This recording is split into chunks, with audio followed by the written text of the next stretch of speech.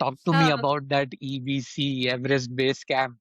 How yes did that वो तो happen? सभी I करना want to know चाहते हैं उसके everything. साथ। हाँ, I want to know everything about it कि कैसे दिमाग में आया, what difficulties you faced, how was that experience in all?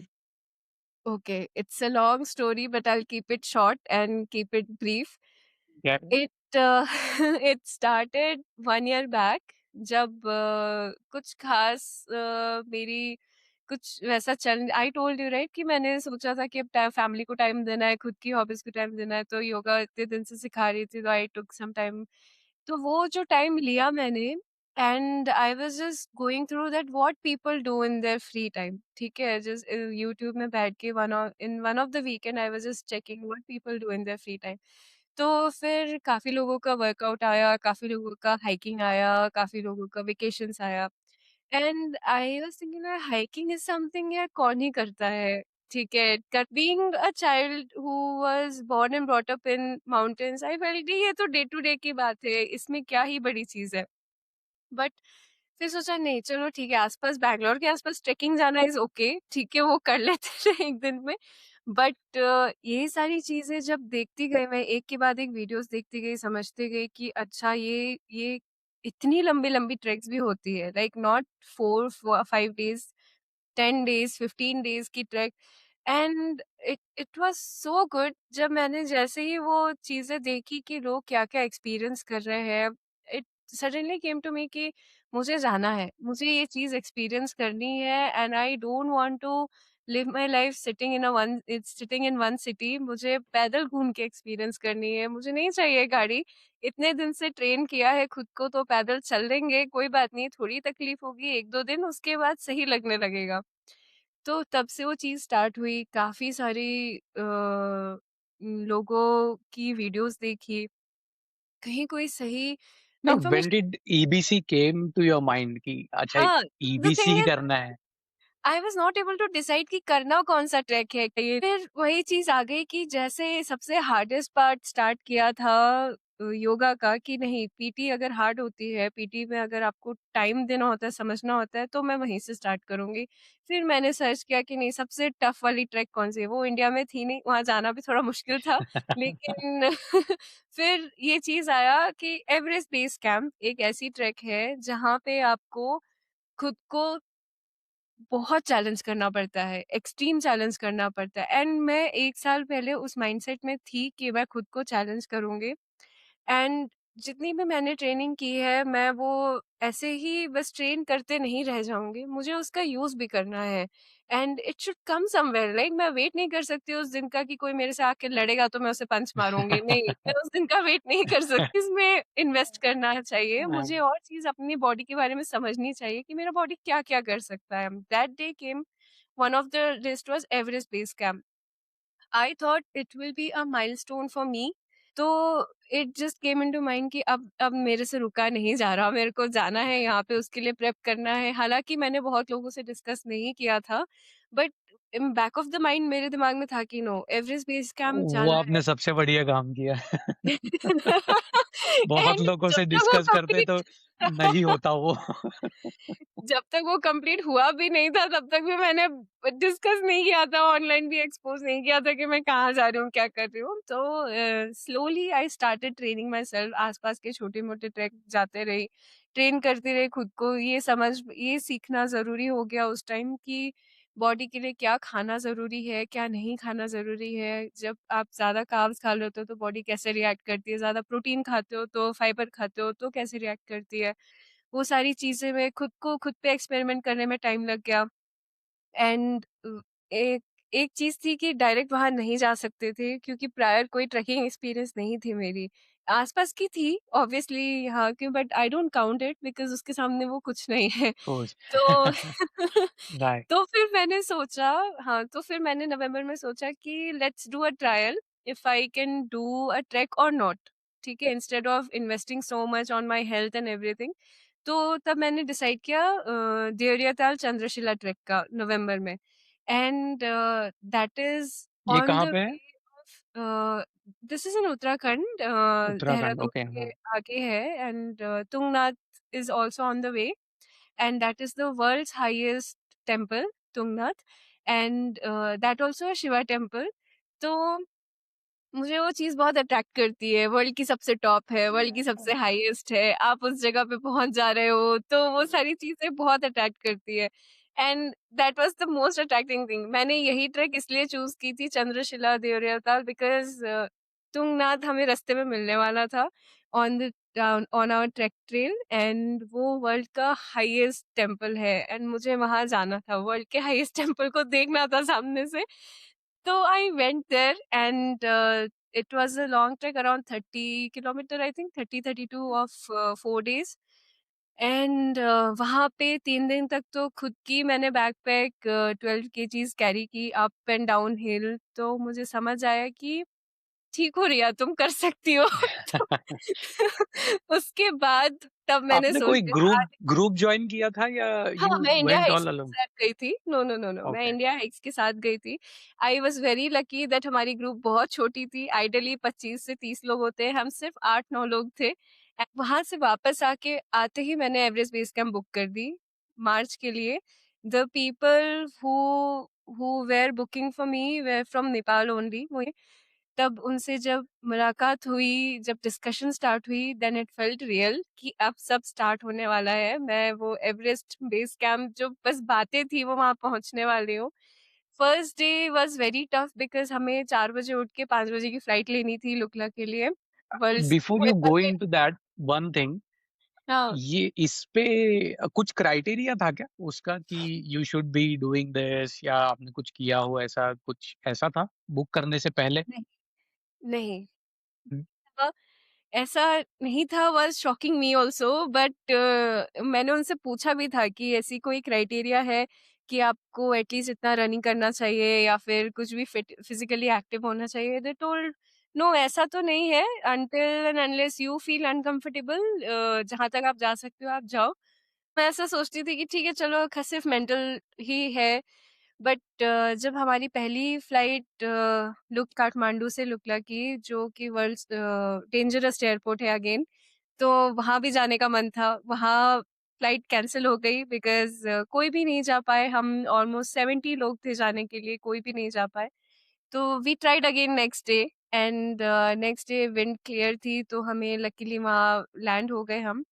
फिर ट्रेक स्टार्ट हुई, पहला दिन तो अच्छा रहा, दूसरा दूसरा दिन जैसे-जैसे वो सस्पेंशन ब्रिज मिलते गई, इट वाज़ फाइन बट हमें एलिवेशन गेन करनी थी अराउंड 12,000 फीट की second day and it was tough was like mountain was like this.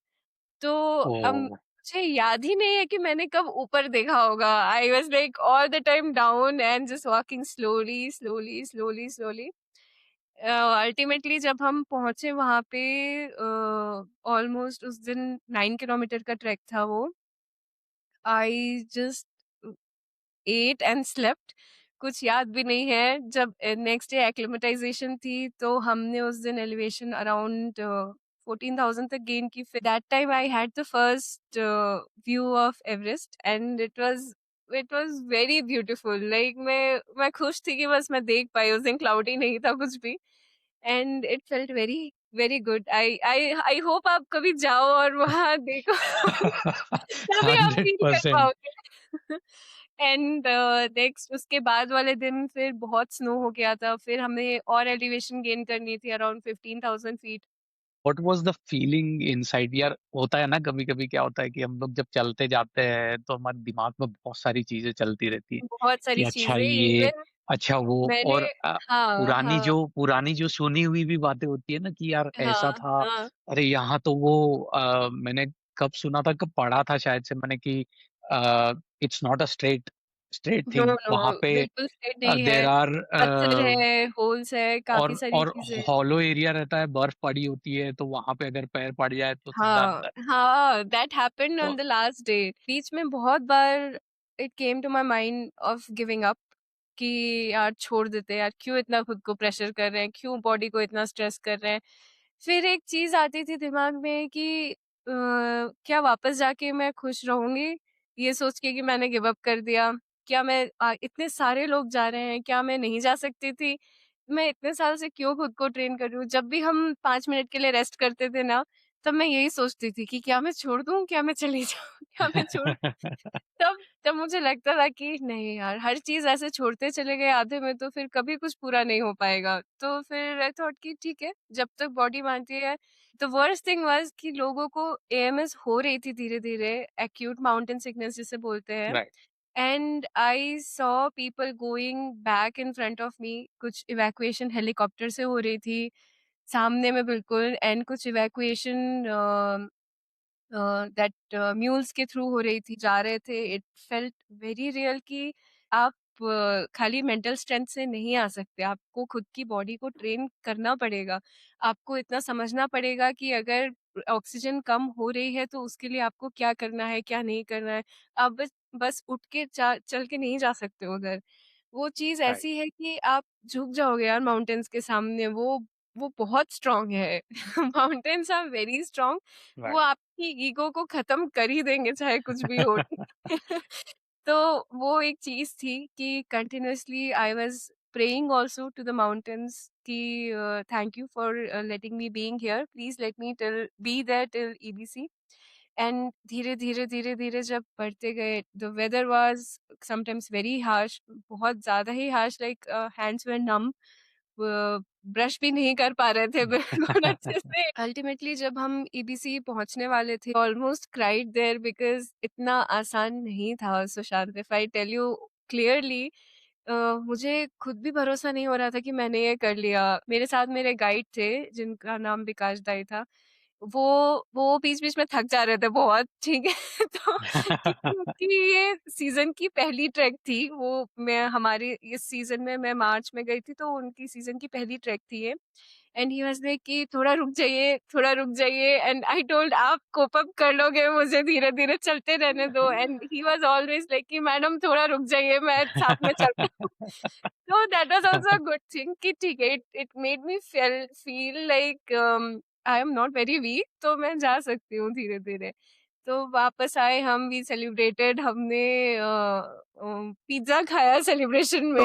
तो वो before that what happened on that last day? वो हुआ करके बोल रहे थे ना आप एक हाँ, तो क्या हुआ जब आप खुम्बू रीजन में पहुँचते हो, खुम्बू आइसफॉल वाले रीजन, पूरे के पूरे स्टोन्स में स्नो भरा हुआ था। जब हम स्टिक रखते हैं, तो हमें समझ नहीं आता कि हम स्नो में स्टिक रख रहे हैं या हम पत्थर के ऊपर स्टिक रख रहे हैं। तो कई बार ऐसा हुआ कि मुझे फ़ील हुआ कि मैंने पूरी स्नो में डाल दिया, मेरा स्टिक अटक गया, हम चल नहीं पा रहे हैं अच्छे से, बार-बार स्टिक निकालना पड़ रहा है।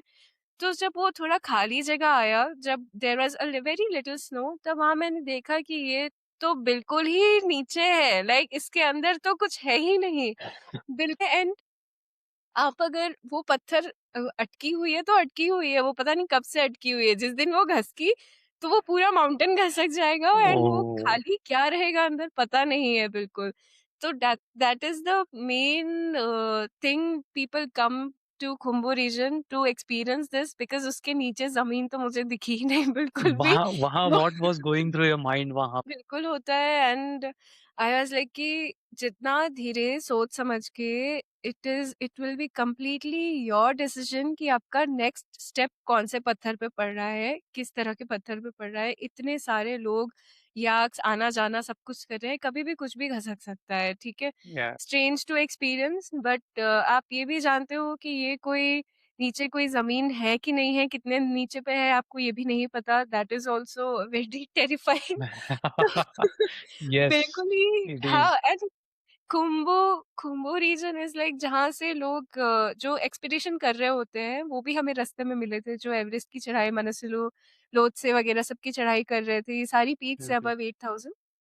तो उसकी चढ़ाई करने वाले लोग भी जा रहे थे उस रास्ते से, दे वर वेरी स्ट्रॉन्ग, देख के ही समझ आ रहा था कि बहुत ज़्यादा स्ट्रॉन्ग हैं। हम कुछ नहीं है उनके सामने, बट हम थोड़ी-सी कोशिश कर रहे हैं। बट तो उनका तरीका, आई लर्न मेनी थिंग्स कि ब्रीथिंग कैसे करनी है, नेपाली स्टाइल में ब्रीथिंग कैसे करनी है, वॉकिंग कैसे करनी है, which helped a lot. And उनका पैर रखने का तरीका वाज़ वेरी गुड, लाइक वो कहीं भी बहुत देर टिक नहीं रहे थे। And when I started to do that, जहाँ आप थोड़ा भी प्रेशर नहीं दे रहे हो, जैसे बच्चे कैसे अपने पंजे पे चलते हैं, हाँ, they don't keep their full feet नीचे, तो that was the good thing कि ठीक है, आप प्रेशर भी नहीं दे रहे हो, आपको अगर प्रॉब्लम हुई भी, वो घसका भी, तब तक आप निकल जाओगे वहाँ से। निकल जाओ। तो येस, एंड दैट हेल्प्ड। धीरे, धीरे, धीरे वैसे चलते रहे तो it helped a lot. Great यार, एंड फिर ओवरऑल इट वाज़ सेलिब्रेट किया फिर? हाँ, the celebration for me, the celebration started जब मैं वो वर्ल्ड के टॉप कैफ़े में पहुँच गई थी। मैंने वो हाईएस्ट बेकरी में खाया, फिर उसके बाद हम जब गोरक्षेप से रिटर्न आ रहे थे, वी हैड पिज़्ज़ा। 10 दिन से हमें कॉफ़ी पीने को मना किया था because it dehydrates your body. Many things were told, and then I get to experience world's highest club also. तो that was also good, and जो वर्ल्ड की हाईएस्ट हाईएस्ट वाली चीज़ थी, वो जो मैंने सोच रखा था, that I did, and it was good I want to overall. Show that photo here. या ये फीलिंग कैसी थी? Oh my god! ये वाली Everest base camp. Feeling, you can have the look on my face कि I am telling यार मैं आ गई यार, मैं पहुँच गई बिल्कुल। यार एंड मैं आई आपसे एम पूछ इसलिए रहा हूँ कि आपके चेहरे पे हमेशा ऐसा होता है। No, no. I was heartily thankful to God for letting me be there, because जब आप अपने सामने इतने सारे लोगों को देखते हो ना, इतनी स्पीड से हवा चल रही है, -18 डिग्री टेम्परेचर है, तब भी आप वहाँ चल के पहुँच रहे हो, स्नो मूव हो रहा है, नहीं फ़र्क पड़ रहा आपको क्या हो रहा है, आपको बस इतना पता होता है कि आपको पहुँचना है, उस पत्थर के पास पहुँचना है जैसे भी। तो Right. it it was just a humble feeling. It really, like I told na, yoga was making me humble. This made me more humble. Like I, अब लोग दो तरह के होते हैं। कुछ ज़्यादा बहुत अचीव नहीं किया है मैंने, छोटी-सी चीज़ मेरे माइलस्टोन में मैंने अचीव की है। तो लोग या तो अचीवमेंट के बाद बहुत एरोगेंट हो जाते हैं, या फिर वो बहुत ही शांत हो जाते हैं, ठीक है? तो वो दोनों चीज़ शांत आपको ज़्यादा हो जाते हैं मुझे ऐसा लगता है। हाँ, और वो शांति अच्छी होती है। I can feel that actually. पता है हम लोग जब हैदराबाद में मिले थे, you were the same, but hmm, still I can see that change in you, the calmness in you, in the हाँ, way you are communicating and the way you are। चेहरे से समझ में आया था यार कि ऐसा हाँ। तेज होता है ना, एक वो सूर्य की किरणें जैसी निकलती है येस, सुबह सुबह। Yes. It feels like that. I can completely relate to that part thank you. I hope आगे भी धीरे-धीरे और बढ़े, and it was a great experience यार, रियली ग्रेट। आई होप सभी लोग कर पाएँ किसी दिन। So it felt like the whole thing came round, ऐसा सर्कल टाइप फील हुआ पूरा। बिल्कुल सर्कल टाइप फ़ील हुआ, एंड द थिंग इज़, ये सारी चीज़ें कंप्लीट करने के बाद when I was back in Kathmandu, मुझे मुझे वो सारी चीज़ें बार-बार याद आती है, अभी भी याद आती है, उस टाइम भी याद आ रही थी कि वहाँ लोगों को नहीं पता कि शहर में क्या चल रहा है। उस दिन तक मुझे कोई गाड़ी नहीं दिखी, और मुझे सही तरह का कहीं भी कोई एक, लाइक जब हम डाउन उतर रहे थे, I will tell you an instance, मुझे वॉशरूम में जब हैंड वॉश दिखा तो आई वाज़ लाइक अरे! यहाँ हैंड वॉश है। तो तो ये चीज़ें छोटी-छोटी, तब मुझे समझ आया, अरे! मैं एक हैंड वॉश देख के इतना खुश हो रही हूँ। तो कितनी मुश्किल से ये यहाँ ऊपर पहुँचा है, लाइक लोग हेलीकॉप्टर से ट्रांसपोर्ट करते हैं, पैदल सिर पे इतना 80-80 केजीज़ लेकर आते हैं। तो I am thankful to those things, and मैं यहाँ घर आके भी ना, आई एम कीपिंग जो भी मेरे पास है, मैं वो बहुत प्यार से रख रही, but now I appreciate it more कि जो है मेरे पास वो सबके पास नहीं है। एक्सपोज़र भी नहीं है, and they are very limited. तो जो है उसमें बहुत खुश होना चाहिए। It's like experiencing something like this. Hmm, मतलब इस लेवल का जब टफनेस आप एक्सपीरियंस करते हो, then you start valuing things around you. कि राइट, राइट। वहां तो वो था ही नहीं, वहां कुछ भी हो भी सकता था, कुछ लाइफ एक एक स्नैप में ऐसा निकल हाँ, जाता हाँ, है। बिल्कुल, बिल्कुल। अभी अभी के टाइम में ना कोई मेरे से कुछ लेके भी चला जाए ना, तो पहले मुझे लगता कि मेरी चीज़ ले गया, लेकिन अब मुझे लगता है ठीक है, कोई बात नहीं, ले जाओ, इट्स ओके। उतना मोह-माया धीरे-धीरे खत्म हो रहा